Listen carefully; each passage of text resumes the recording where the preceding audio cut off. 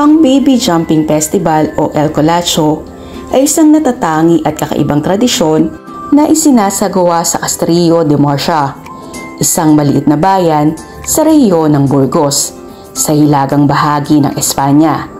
Kilala ito bilang isa sa mga pinakakaibang mga kasiyahan sa mundo at nagsisilbing isang mahalagang bahagi ng kultura at relihiyon ng mga lokal na komunidad sa lugar. Ang pagdiriwang na ito ay isang bahagi ng Corpus Christi Festival at isinasagawa tuwing huling linggo ng Mayo o unang linggo ng Hunyo, depende sa taon. Ang pangunahing kaganapan ng Baby Jumping Festival ay ang pagtalon ng mga lalaki na tinatawag na mga kolacho sa mga baby na nakahiga sa mga kutson sa kalye.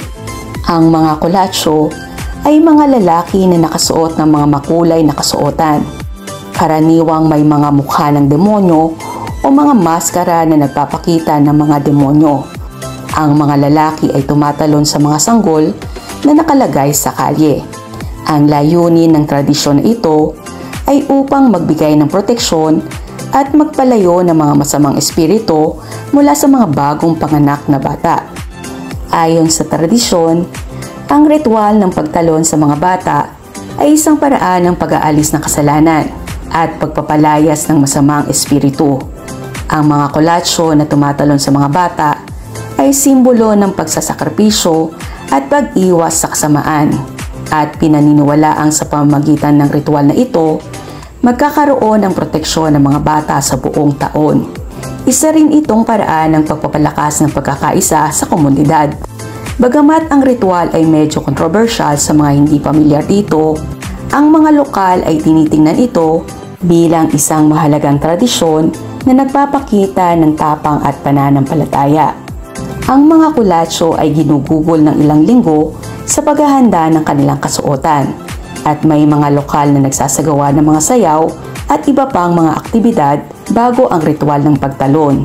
Ang mga batang sanggol na kailangang talunan ay karaniwang ipinanganak sa loob ng taon at nagmula sa mga puok ng Castrillo de Murcia. Ang mga magulang ng mga bata ay may kagalakan at maligaya na pinapayagan ang kanilang mga anak na maging bahagi ng tradisyong ito, sapagkat pinaniniwalaan nilang magbibigay ito ng proteksyon at magandang kalusugan sa mga bata. Bagamat itinuturing ito ng mga lokal na isang masayang bahagi ng kanilang tradisyon, may mga ilang grupo at individual na tumututol sa Baby Jumping Festival dahil sa mga alalahanin ukol sa kaligtasan ng mga bata. Ang pagsasagawa ng ritual ay nagdudulot ng mga debate ukol sa etikalidad at posibilidad ng pinsala sa mga bata. Gayunpaman, ang mga kasali sa ritual ay nagsisiguro na ang mga sanggol ay ligtas at ang mga magulang ay may pahintulot at maligaya sa pagsali ng kanilang mga anak. Para sa mga naniniwala sa tradisyon, ang festival ay isang paraan upang mapanatili ang kasaysayan at kultura ng kanilang bayan at patuloy nilang isinasagawa ito upang mapanatili ang kanilang mga sanaunang paniniwala. Hindi tiyak ang pinagmula ng Baby Jumping Festival, ngunit may mga teoryang nagsasabing ito ay nag-ugat pa mula sa mga sinaunang paganong ritual sa Espanya. Ang ilang mga eksperto ay nagmumungkahi na ang tradisyon ay maaaring may mga koneksyon sa medieval na kasaysayan, partikular sa mga paniniwala hinggil sa masamang espiritu at pagtatanggol laban sa demonyo. Ang Baby Jumping Festival o El Colacho ay isang kamanghamanghang tradisyon na kumakatawan sa kahalagahan ng proteksyon at pag-aalis ng kasamaan sa buhay ng mga bagong panganak na bata.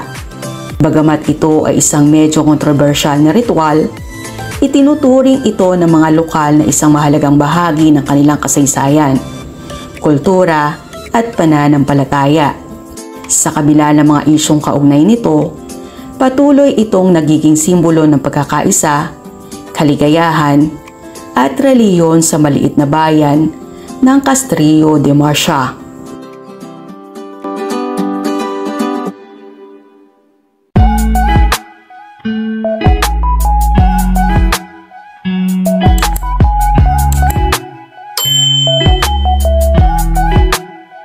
Music.